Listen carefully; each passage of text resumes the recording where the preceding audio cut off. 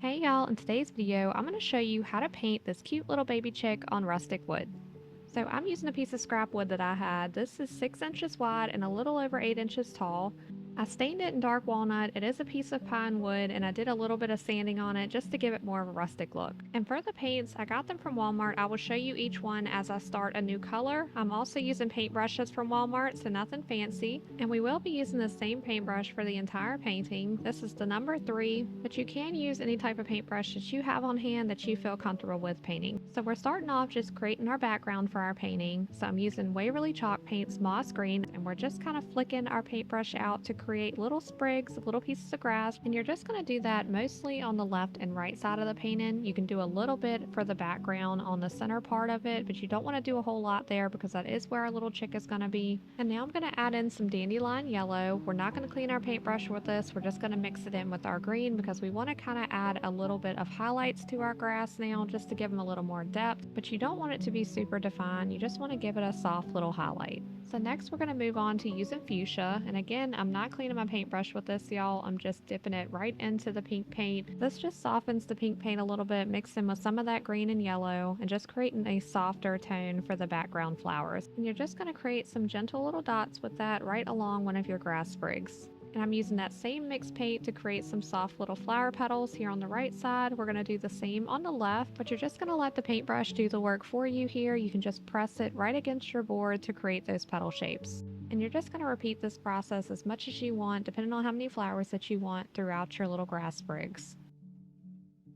And I wanted to add in a little bit of white flowers, so I'm just doing some gentle little dots again on my little grass sprigs. This one right here gets hidden by my baby chicks, so that one's not really necessary, but it is okay to add those in and try to fill it in around where the baby chick's going to be, because that way you don't have to worry about any gaps later on to try to fill up if it doesn't cover all of that space. And I created some white flowers. Now this part I forgot to mention, I'm using Waverly chalk paint Snow White for this, and just creating some simple little flower petals around the bottom. For this next part, I'm mixing my yellow with my green. Again, not cleaning my paintbrush. I'm just trying to create kind of like a snapdragon type flower, and I'm just placing that in those empty spaces that I feel like it needs some more little flowers to add to the background. Now this is where I leave it for now and move on to my baby chick, and I'm not really cleaning my paintbrush, just trying to knock off any excess paint, and I'm going ahead and grabbing my dandelion yellow to start on the baby chick. So for mine, I'm starting about 2 inches from the top. I just tried to eyeball this the best that I could of where to start it, of where I wanted its little head to be. And you're just going to do some short brush strokes for this, but flicking your paintbrush out to create those fuzzy edges because you do want your baby chick to look soft and fluffy. But it is important to note to not flick your paintbrush out on the left side of its head. You kind of want to create this little V shape here because that's where we're going to put his little eye later on, because we kind of have his head kind of turned a little bit, kind of like he's giving you the side eye. So just make sure that you're maintaining that as you're filling in his little head. And you just want to keep doing those short brush strokes as you're adding more layers to him so that you maintain that textured look to make it look like his fur. And now we can move on to creating his little body shape. So you do want to start off kind of small because you can always add to it later if you want to or need to. And again, just keeping those same short brush strokes so that we can create that textured look of his little fur. So now that we've created the base of the body for our little baby chick, we can go ahead and fill that in, and that's where I'm going to leave it for now because I do want to add a little stick for him to stand on. And for this, I'm using brown oxide. You can use any type of brown paint that you have on hand for this though, and just try to create a little stick for him to sit on. I do mix in a little bit of yellow because I do want to give it a little bit of texture just so it's not like solid brown. So I'm just kind of like dry brushing over that, mixed in between the brown and the yellow to create a little bit of a textured look. And I figured this was the best time to add the shading for our baby chick, so I didn't clean my paintbrush. I just added a little yellow to it so that that brown would mix with it and add some darker tones. So I did that right along his little chin area and also where his little wings are, as well as a little bit on his head and right on the bottom of his little belly.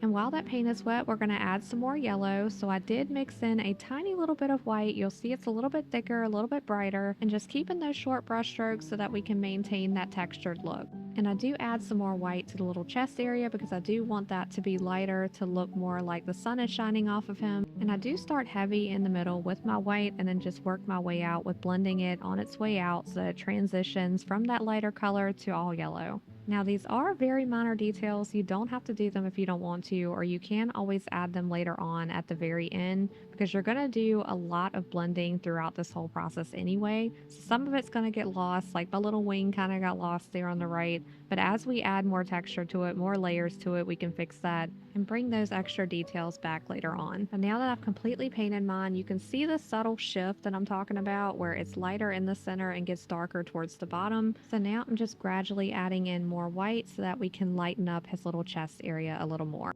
So now I'm doing the same process for his head, just have a little bit of white mixed in there just to lighten it up and just flicking my paintbrush out to really shape his little head. I do add in a little bit of brown right here just to darken up around the edges up at the top and also around his little neck area because I do want that to be a little bit darker to kind of add some shading to him. And again, right here where his little eye is going to go, I'm just trying to be mindful to keep that in kind of like a little V shape. Mine's gotten kind of lost, but you can still see where I plan to add his little eye at. And again, just adding in some white right on his little forehead. I do want that to be a little bit brighter. I add a little bit on his little cheeks here. I try to blend that out a little bit more though because I didn't want that to be super bright. And while I had this yellow on my paintbrush, I felt like it was a good time to add our little centers for our flowers. So I'm just adding some little dots to those. And now just to fix this little gap right here where our little twig is that he's standing on, I'm just mixing in some green with my yellow to try to create some little grass underneath him.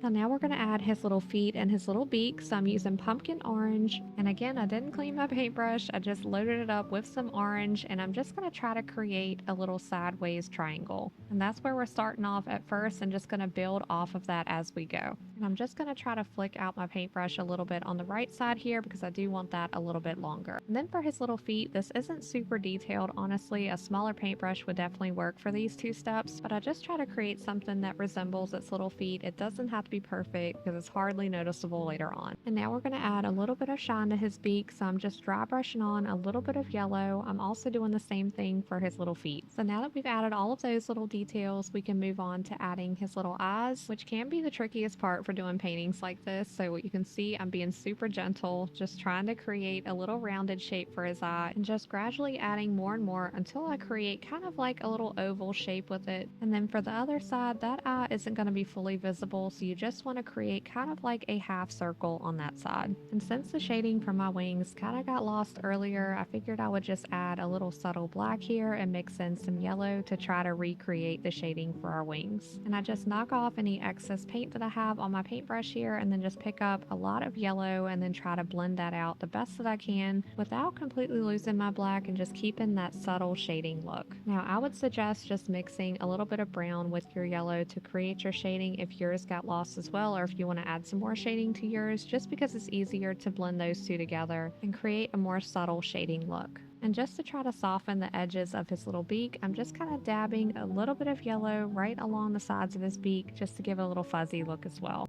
And now to go ahead and finish up his eyes, I'm using my black paint pen just to define them a little more, to shape them up a little better. You can also do this with a paintbrush if you don't have a paint pen on hand. And now just to add a little sparkle in its eyes, I think that just adds a cute little touch to it. And you can just add one little dot for the sparkle, but I usually add two just because that's what I prefer. And at this point in the painting, y'all, we're almost done with it. It's just a matter of filling in any little minor details that you want, any spaces that may look a little void to you that you want to fill in. So I just added a few more flowers throughout mine just because I felt like I could use a few more. And this is another optional step, but I do use my paint pen just to draw some little faint lines in the background. I do a little bit of highlights on some of my flowers, just some very minor details to add a little more to it. I also added in a little subtle brown and white highlights onto my grass as well. Again, this is optional and it just depends on if you feel like your painting just needs a little something extra. But we have finally made it to the end, y'all. I really hope y'all enjoyed this video. I think it turned out so cute. If you do end up painting it, please send me a picture of it. I would love to see it. But thank you so much for watching, and I will see you on the next video.